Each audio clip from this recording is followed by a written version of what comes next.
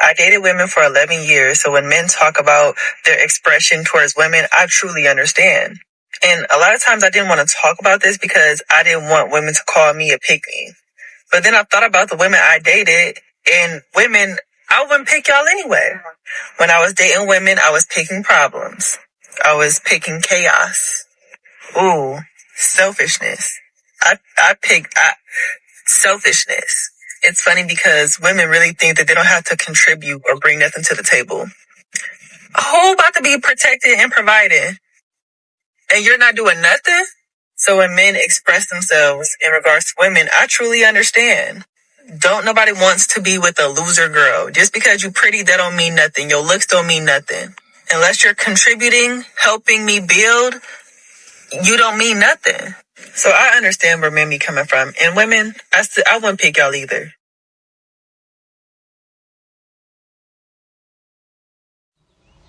A win is a win. A win is a win. Kings, she dated women for 11 years and came back with the same report every man has been filing for decades. She wouldn't pick them either. A win is a win. When the prosecution and the defense reach the same conclusion, the verdict tends to be unanimous. For over 40 years, women have told men to leave them alone. Don't approach me, you creep, they would all say. And it turns out if you keep telling men to stay away from you, they will. Modern women are going on TikTok to whine about men not approaching them. Back in the day, it was simple. A guy saw a pretty woman, walked up to her and said hi. Of course, women called that predatory and patriarchy, and now everything's messed up. Men not approaching women anymore. They filed a complaint. Men read it and complied. Now they're filing a different complaint. Kings, this is the most efficient way to create a problem and then act confused by it. The men who stopped approaching weren't being passive. They were being obedient. And obedience apparently has a shelf life. And one thing about men, they will ruin your day. Tell me why I'm at the gym, I'm minding my own business. I'm literally on the bike, I'm on a stationary bike and I am cycling. And this man waves at me from across the gym floor. And obviously I see him, but obviously I'm gonna act like I didn't see you.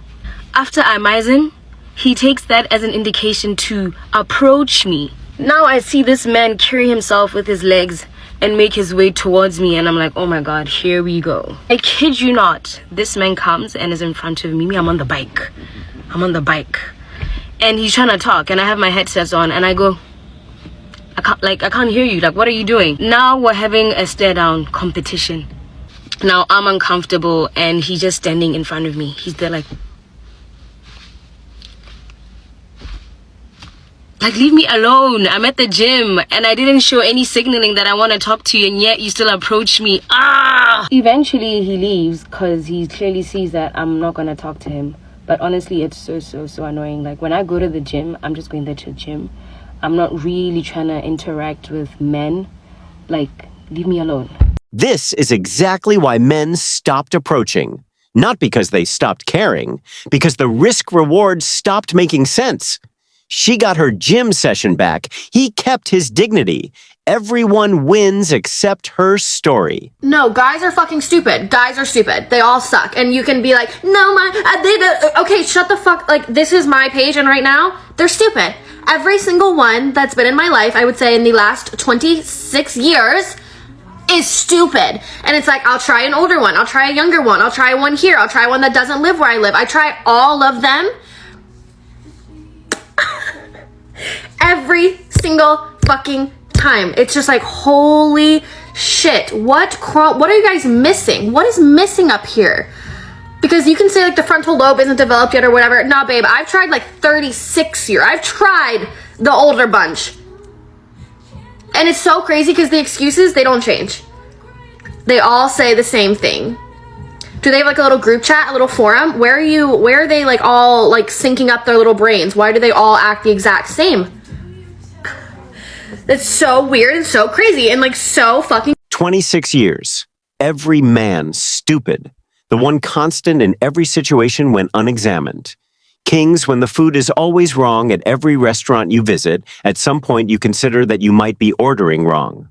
She hasn't gotten there yet. she's still blaming the menu. A stranger man asked me why I was single today, and of course I gave him the regular answer, but I really been sitting here thinking, I'm like, why am I just not interested? It's like literally not in my brain. It's because men are boring. They don't bring nothing to the vibe. They don't bring nothing to the situation. And I'm like, why are they so boring? I'm not even gonna say all, the majority of men don't have no personality. They don't like to try nothing new, overly focused on protecting their masculinity. Like when I think of a fun time, I don't ever see a man next to me. And it's not because I don't like the men, it's like they just don't bring nothing to the vibe. Y'all, fix it. Men are boring. Also, why won't they approach?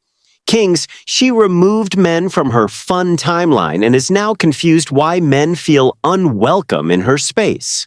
That's not a coincidence. That's a vibe men can read from across the room. A king who has built a full, interesting life doesn't perform for someone who already decided he won't make the cut. He's busy being the fun she said didn't exist. A man having a job is so unattractive. Like, what do you mean you have to go ask another man for a day off? Hey, do you think I can get it? Shut up! Go buy the company. Having a job is unattractive. Kings, the man with a job is funding his life, building his future, and playing the long game. She wants the destination without the commute. That's not a standard. That's a fantasy with a dress code. Build the company if you want. Just know she'll find something wrong with owning it too. If you a millionaire, billionaire, why are you giving me money like you work at McDonald's? Wait, hold on. That don't even make sense. Like $100 here type That's shit. stupid. Okay. You're not even on that level. So why are you treating me? That's penny pinching to me. Now, if you are a guy who works a 9 to 5 and that's really all you have, then he's not penny pinching. You see what I'm saying? Because he really don't have that to give. Yeah. So what I'm saying is a guy who works a 9 to 5, who's just a regular average guy, he's giving me more than what a millionaire is giving me. That's a problem. This man is working hard, 60 hours a week. He like, baby, what you need? Damn. He giving you money like he a D-boy, like he a ball player. That's that man that want to really be with you, though. That's what I'm saying, though. Okay, but what about the guy who got it and don't give it to you? That's penny pinching. The millionaire gives less. The working man gives more of what he has. She wants the millionaire to give like the working man while being a millionaire. Kings, what she's actually describing is a man she can drain. The millionaire isn't giving more because he's not trying to buy her. He already knows his worth. The working man who gives everything is the one who ends up with nothing. Don't be that man. You either gonna have standards or you gonna have a man. But you ain't gonna have both. When I was younger, and I used to see people in my family, or just people in general, have these 20, 30, 40-year marriages, right?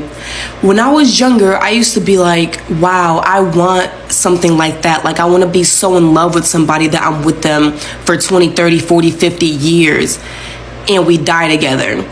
I used to think that what held marriages together for that long was true love. And of course, communication, understanding, sacrifice, all those things. Let me tell y'all what really holds marriages together. Women just putting up with shit. That's all it is. When you understand that all it takes to keep a man is for you to constantly be forgiving bullshit and constantly be like, oh, okay, I don't want to lose him, so I'm gonna forgive this, I'm gonna forgive that. That's all a long marriage is just the woman constantly putting up with shit. That's all it is. You not leaving him because he did this. That's all a long-term marriage is. And that's why when these dumb men be in my comments talking about, you're going to be single forever, you're going to die alone, you're going to die with your cats, I'd be like, good for me, good for me. If the alternative is having to put up with you, good for me. Like, keeping a man is not an achievement. Keeping a man low-key be sometimes a failure for a lot of y'all. I'm just saying it. Long marriages are just women tolerating men. Keeping a man is a failure. Being single is the win. Kings, she built the entire case for why men stopped trying to commit.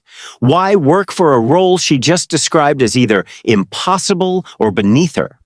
The man who heard this speech saved himself years of trying to be good enough for someone who decided good enough isn't worth keeping anyway. I've been going on dates for the past 2 weeks. When I say I'm not satisfied, this what the fuck I got to choose. When you take me on a date, you open up my fucking door. You open up the door, you pull out the chart if it's a chart, and you cut my fucking steak if it's a steak. I'm always gonna order a steak to see if you got some fucking home training, hoe. If you take a female on a date, she order a steak, you cut it. The fuck? They pre-cut it, then you cut it. Be a gentleman. Be the gentleman. You trying to gently touch on this ass? Do the work. Do the work. We going on multiple dates. You want some ass from me? We going on multiple dates. We putting in effort. Bitch, we doing what we gotta do to get some ass. Fuck on. She orders the steak as a test. He has to cut it. Even if it's pre-cut, cut it again. Kings, she turned a dinner into an audition and the steak into a prop. A king who knows his worth doesn't perform for an evaluation he didn't sign up for. He's not a contestant. He's a man who's deciding if she's worth a second date. There's a difference. Why is dating so frustrating? Why? So talking to this guy on this dating app, right, for about 2 weeks, exchanged phone numbers, everything's good, asks me tonight, what are your plans this weekend? When I say, oh, my kids are actually with their dad this weekend. I work on Saturday, but just half the day. How about you? Oh, I have no plans. Then fucking nothing. Nothing after that. Not would you like to meet up? Do you want to make plans? No, nothing. Why? Why even ask? Why are you even asking what my plans are? If you have no intention of asking. And the other thing that pisses me off is that I feel like people that do that just expect you to not have plans. Like they can ask you last minute. Like they'll ask me tomorrow night, hey, you want to hang out tonight? No, motherfucker, I'm busy. And now I'm busy, right? Am I really busy? No.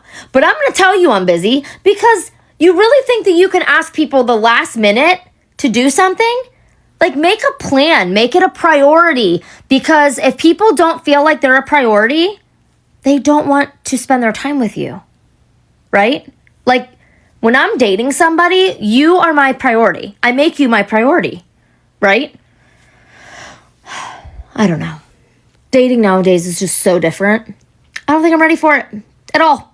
Nope. Kings, she already said she's not ready for dating. She said it herself in the same video. A man who asks about your weekend and doesn't follow through isn't interested.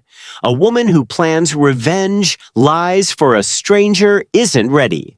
They deserve each other and somehow didn't find each other.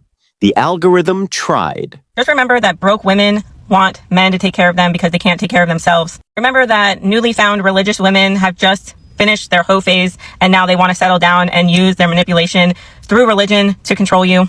Insecure women want men that they can control, manipulate, and use. Broke women are always the loudest about men that can't provide because they cannot provide for themselves.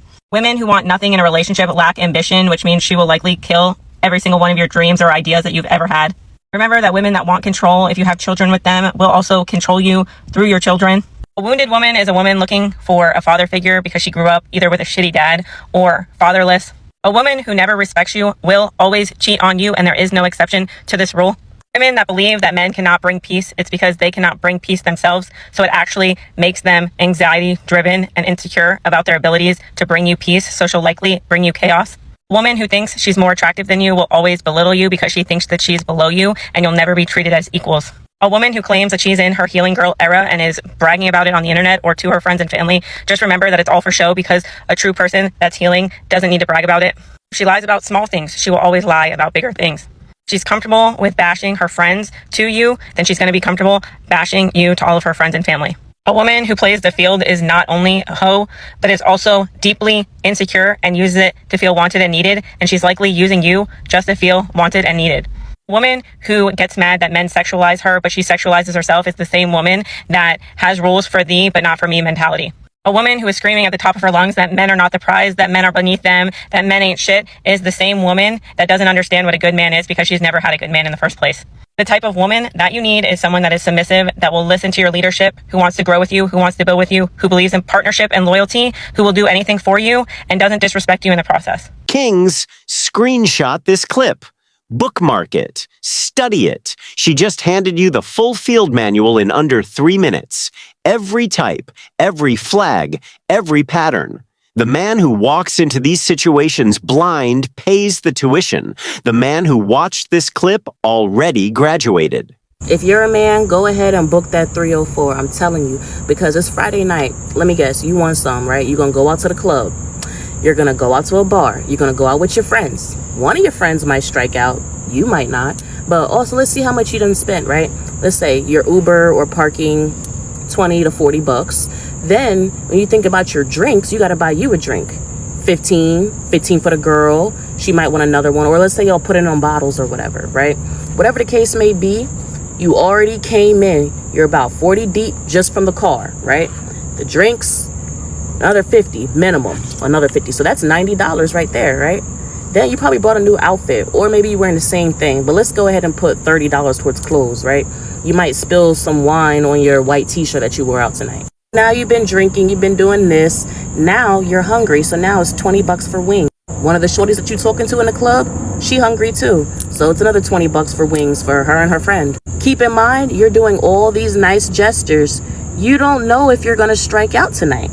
You don't even know if you're gonna get her number. And if you do get her number, is she gonna text back? She might text back and then she falls asleep. Or she goes to another guy that she met at the club. Because chances are you're not the only guy that she talked to. So now you done spent another $25 on your Uber home. So now you're home, you're lit, now you wanna do something.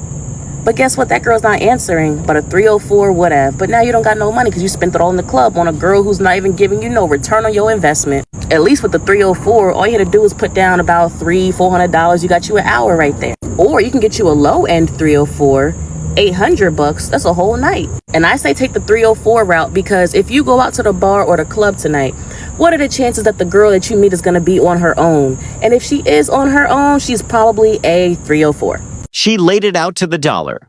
The club night costs more, delivers less, and comes with zero guarantee. She's not wrong about the numbers. We're not here to endorse the alternative she suggested, but we are here to endorse the principle underneath it. Know what you're spending and what you're getting in return before you open your wallet. A king who builds his financial intelligence applies it everywhere, including Saturday night. Especially Saturday night. Drop a like, share this with a king who needed the maths. Subscribe and stay in the room. See you in the next one.